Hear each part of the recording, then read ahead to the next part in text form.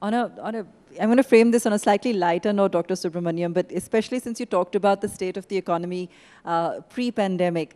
You know, the socialists are saying the government is not socialist enough. The capitalists are saying they're not capitalist enough. The middleman is really stuck nowhere in the middle.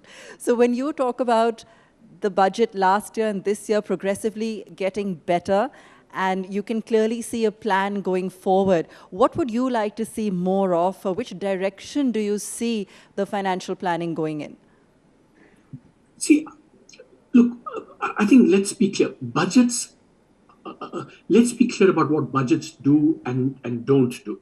I think budgets are not the vehicle for a long-term, long-term economic growth, and we're going to come to that. I think where I think the budget has seriously fallen short is in the long run, But then that's not a fault of the budget per se, because we have to, other things have to go right and we're going to come to that.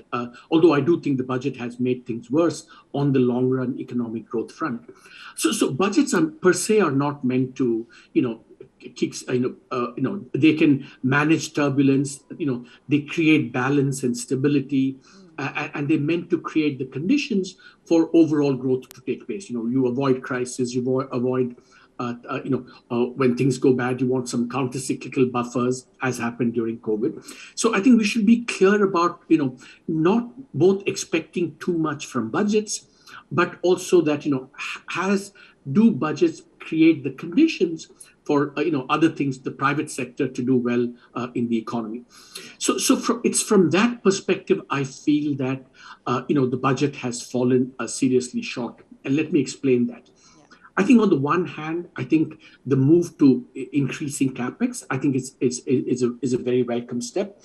I think what people should realize is that the capex increase in the budget is partly compensating for capex declines in the rest of the public sector. So to some extent, it's almost offsetting what's the declines elsewhere. And I think, we need to build roads, bridges, all of that. India is still way.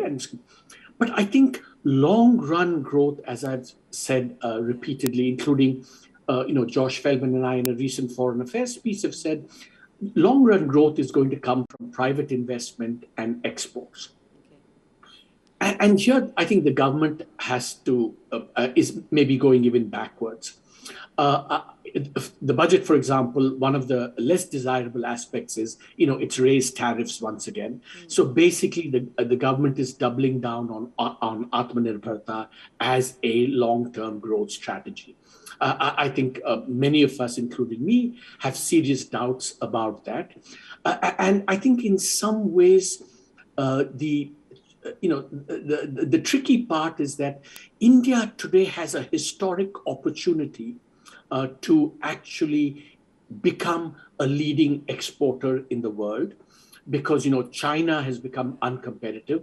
Investors are fleeing China, and investors now are also rethinking whether they should be in places like Vietnam, because Vietnam is also going through its own challenges.